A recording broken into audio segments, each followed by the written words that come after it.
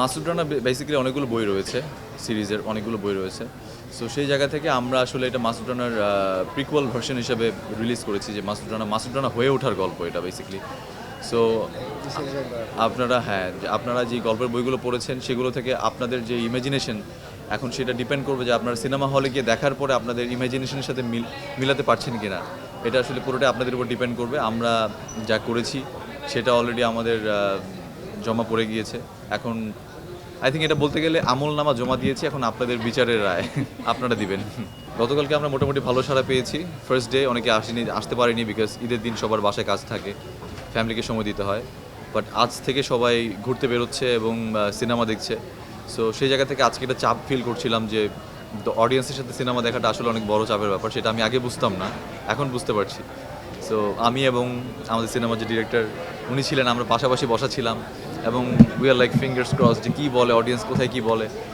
So আমাদের একটা tension কাজ করছিল, বাট ওভারঅল আমরা আই থিঙ্ক জিনিসটাকে ভালোভাবে পুল অফ করতে পেরেছি আমাদের সিনেমা দিয়ে।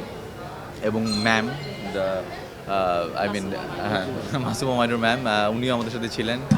She is the daughter of Kazi Anwar Hossain sir, daughter in law Kazi Anwar Hossain sir. So সেই জায়গা থেকে উনিও অ্যাপ্রিসিয়েট করেছেন। সো আমরা আমাদের জায়গা থেকে মনে হয় জিনিসটাকে পুল অফ করতে পেরেছি। দর্শক অ্যাপ্রিসিয়েট করছে এবং আরও ভালো কাজ আশা করছে। এটা আসলে পুরোটাই বড় চ্যালেঞ্জ ছিল, বিকজ এটা মাসুদ রানাকে নিয়ে করা। সো এখানে চাইলেই আমরা যে মেইন প্রোটাগনিস্ট তাকে আমরা ডিফারেন্ট কোনো শেড দিতে পারছিলাম না, তাকে মাসুদ রানা হয়েই আমাদের এক্সিকিউট করতে হচ্ছিল। আর মাসুদ রানা যেহেতু একটা কল্পনার ক্যারেক্টার, সো এক একজনের কল্পনা এক এক ধরনের, সবগুলো কল্পনাকে ম্যাচ করে একটা অ্যাভারেজ কল্পনায় নিয়ে আসাটা অনেক টাফ। সেটা আই থিঙ্ক ডিরেক্টর সাহেব ভালো বলতে পারবেন।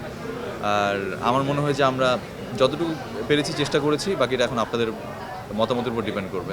ডিরেক্টর হিসেবে উনি কখনোই কম্প্রোমাইজ করতে চায় না ওনার জায়গা থেকে, বিকজ আমরা যখনই যে সিনটা নিতাম সেটার পারফেক্ট শটটা বের করার জন্য উনি আপ্রাণ চেষ্টা করতো এবং আমাদের মধ্যে ওই সেই এনার্জিটা স্প্রেড আউট করতো যে সবাইকে ওই শটটাকে পারফেক্টলি দিতে হবে। হতে পারে সেটা 2 সেকেন্ডের শট বা 30 সেকেন্ডের, বাট সেটা পারফেক্ট হতে হবে। তো তার এই ব্যাপারটা ছিল। এবং তারপর আমাদের যেহেতু বাংলাদেশে আমাদের সিনেমা ইন্ডাস্ট্রি গ্রো করছে, কিছু বাজেটের তো ইস্যু থাকে অবশ্যই। আমরা যেটা করতে চাই সেটা হয়তো বা বাজেটের অভাবে করতে পারি না, বাট আমাদের ইচ্ছা শক্তি এবং আমাদের যে টেকনিক্যাল নলেজ সেগুলো দিয়ে আমরা চেষ্টা করি কাভার আপ করার। সো সেই জায়গা থেকে আমি ওনাকে থ্যাঙ্কস জানাবো এবং পুরো টিমকে থ্যাঙ্কস জানাবো যে আমরা জিনিসটা পুল অফ করার চেষ্টা করেছি এবং হোপফুলি ভালোভাবে করতে পেরেছি।